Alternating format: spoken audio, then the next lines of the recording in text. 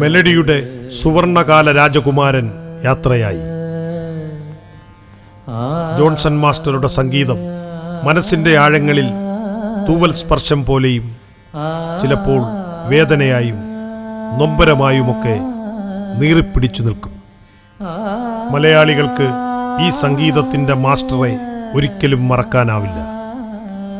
ഞാൻ നമ്മുടെ സിനിമാ രംഗത്തേക്ക് വരുന്ന കാലഘട്ടത്തിൽ ഒരു അമേച്ചർ ക്ലബ്ബ്, മ്യൂസിക് ക്ലബ്ബ് ഉണ്ടായിരുന്നു തൃശ്ശൂർ. അപ്പോൾ അതിൽ ഏറ്റവും യങ്ങസ്റ്റ് ഞാനായിരുന്നിരിക്കണം.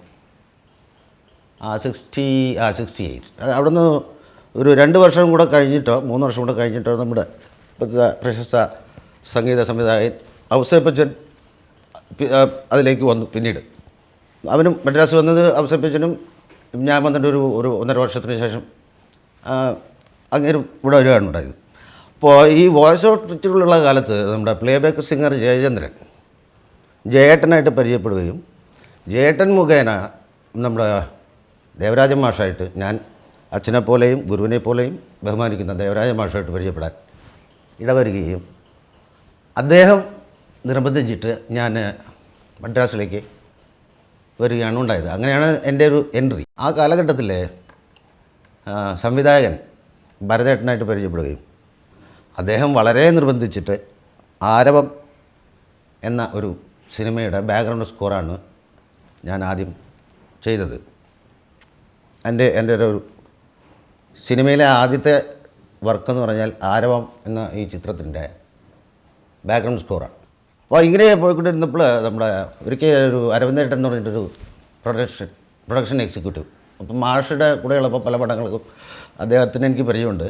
അപ്പോൾ ഒരു അർജുന മാഷയുടെ റെക്കോർഡിങ് നടന്നുകൊണ്ടിരുന്ന സമയത്ത് ഇദ്ദേഹവും കൂടെ തടിച്ചിട്ട് വേറൊരാളും കൂടെ ആ തിയേറ്ററിൽ വന്നിട്ട് ഒരു കാര്യം സംസാരിക്കാനുണ്ടെന്ന് പറഞ്ഞു. എന്താ കാര്യം?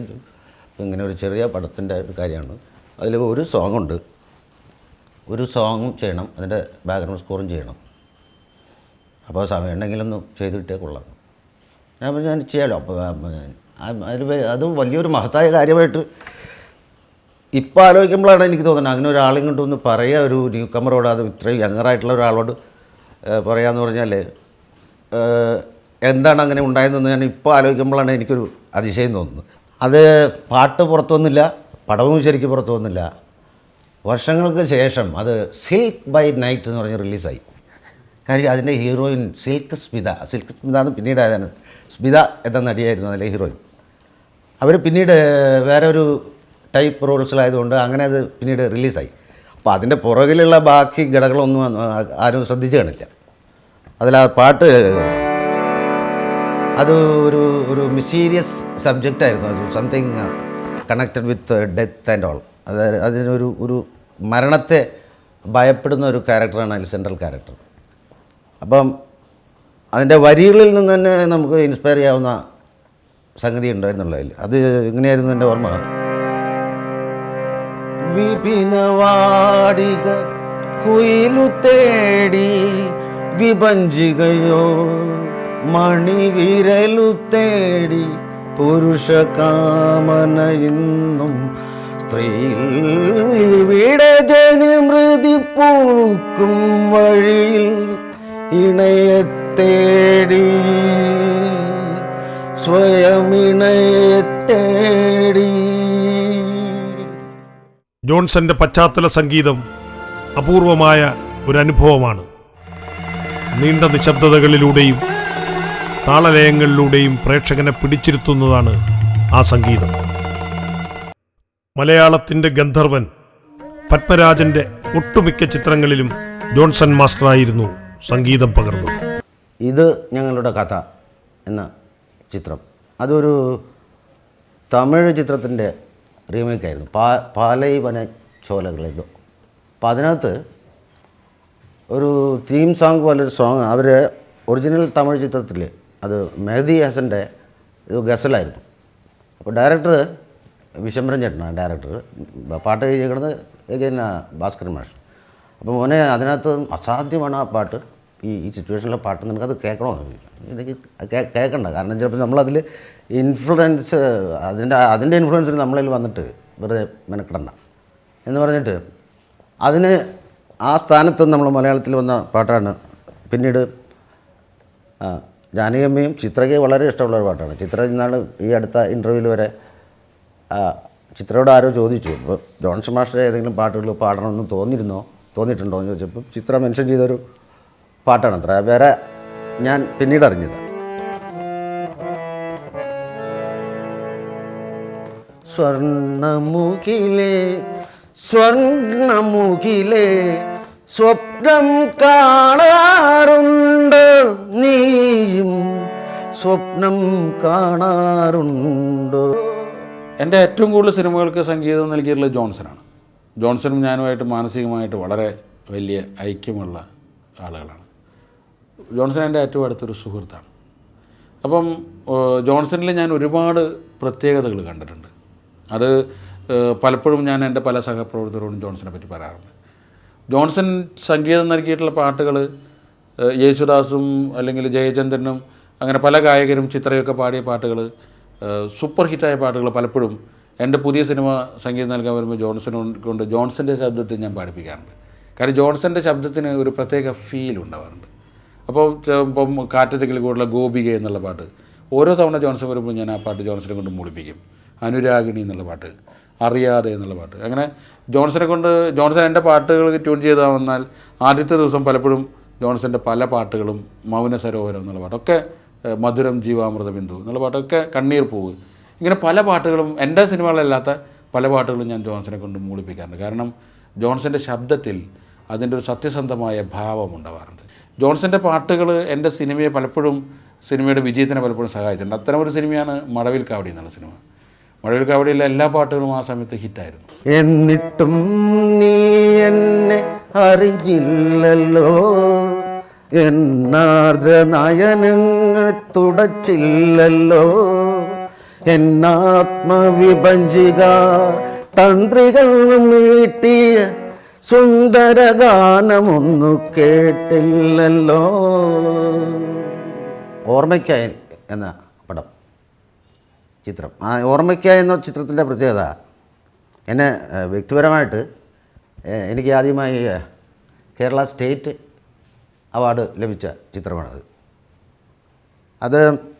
അതിലെ പാട്ടുകളേക്കാൾ അതിൻ്റെ ബാക്ക്ഗ്രൗണ്ട് സ്കോറാണ് അന്ന് കൂടുതൽ ശ്രദ്ധിക്കപ്പെട്ടത്. കാരണം വളരെ പവർഫുൾ ഒരു സ്റ്റോറി ടെല്ലിങ് സ്റ്റൈലായിരുന്നു അത്. ഭരത് ഗോപിയും മാധവി, സെൻട്രൽ ബാസി ചേട്ടനുണ്ടായിരുന്നു സെൻട്രൽ ക്യാരക്ടേഴ്സ്. അത് അസാധ്യമായിട്ടുള്ളൊരു ഭരതൻ ടച്ചുള്ള, എന്താ പറയുക,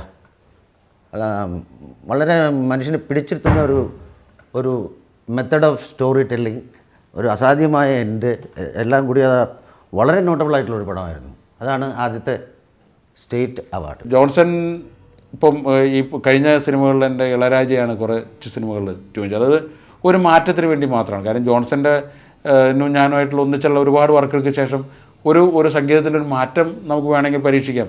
അപ്പോൾ എനിക്ക് ജോൺസൺ ഒരിക്കലും അത് വിഷമിപ്പിക്കാൻ എനിക്ക് ആഗ്രഹമില്ല. കാരണം ജോൺസന് പ്രയാസമായി കൊണ്ടൊരു പാട്ട് വേറൊരു പാട്ട് മ്യൂസിക് ഡയറക്ടർ അടുത്ത് പോകണമെന്ന് എനിക്ക് താല്പര്യമില്ല. അപ്പോൾ ഞാൻ സൗഹൃദമുള്ളതുകൊണ്ട് ജോൺസൻ്റെ അടുത്ത് ചോദിച്ചു, ജോൺസൺ ഞാനൊരു സിനിമയ്ക്ക് ഒരു മ്യൂസിക് ഒന്ന് മാറ്റി ചിന്തിക്കാൻ ഞാൻ ശ്രമിക്കുന്നു. അപ്പോൾ ഇളരാജയെ കൊണ്ടൊരു പാട്ട് ഒരു പടം ചെയ്യിപ്പിക്കാൻ ഞാൻ ആഗ്രഹിക്കുന്നു. അപ്പോൾ ജോൺസൺ പറഞ്ഞ വാചകങ്ങൾ ഞാനിപ്പോഴും പലരോടും ഒരു പാഠം പോലെ പറയാറുള്ളതാണ്. ജോൺസൺ പറഞ്ഞു, എന്നെ മാഷേന്ന് വിളിക്കും തമാശയ്ക്ക്, മാഷേ ഈ സിനിമയാണ് നമ്മൾ സുഹൃത്തുക്കളാക്കിയത്.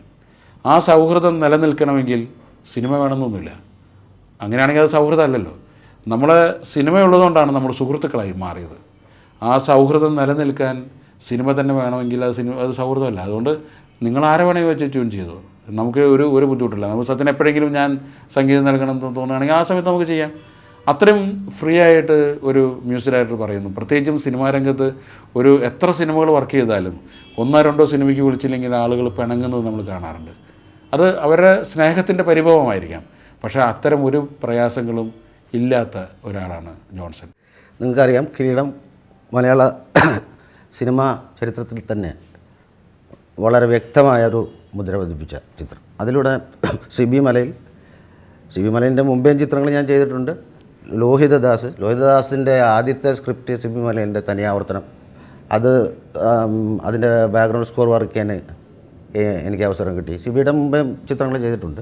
അപ്പോൾ അതിനകത്ത് മലയാള സിനിമയ്ക്ക് ഒരു നല്ലൊരു കോൺട്രിബ്യൂഷൻ കൊടുക്കാൻ ഒരു ഗാനത്തിന് കഴിഞ്ഞു.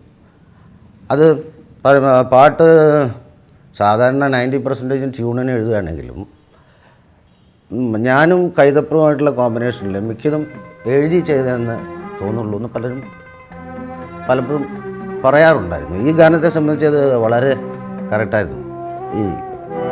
നമുക്ക് എല്ലാവർക്കും അറിയാവുന്ന സോങ്ങാണ്. കണ്ണീർ പൂവിൻ്റെ കവിളിൽ തലോടി ഈണം മുഴങ്ങും പഴമ്പാട്ടിൽ മുങ്ങി ഒരു നോക്കു കാണാൻ കാത്തു നിൽക്കാതെ പൂത്തുമ്പി എന്തേ മറഞ്ഞു എന്തേ പുള്ളൂർ പുഴം പോലെ തേങ്ങി. മലയാള സിനിമയിലെ ഒരു കാലഘട്ടത്തിൽ മിഡിൽ സിനിമ അല്ലെങ്കിൽ പാരലൽ സിനിമ എന്നൊക്കെ പല പേരുകളിൽ ഒരു ടേം തന്നെ ഉണ്ടായിരുന്നു. കാരണം ഇതൊരു വ്യാവസായിക കലയാണല്ലോ. അതുകൊണ്ട് കലയും കച്ചവടവും ഒരുമിച്ച് കൊണ്ടുപോകുന്ന തരത്തിലുള്ള കാമ്പുള്ള ചിത്രങ്ങൾ, എന്നാൽ നഷ്ടം വരാനും പാടില്ല, അത്തരത്തിൽപ്പെട്ട സിനിമകളെയാണ് ഈ മധ്യവർത്തി സിനിമകളിൽ നിന്നെല്ലാം പറഞ്ഞ് വിളിച്ചുകൊണ്ടിരുന്നത്.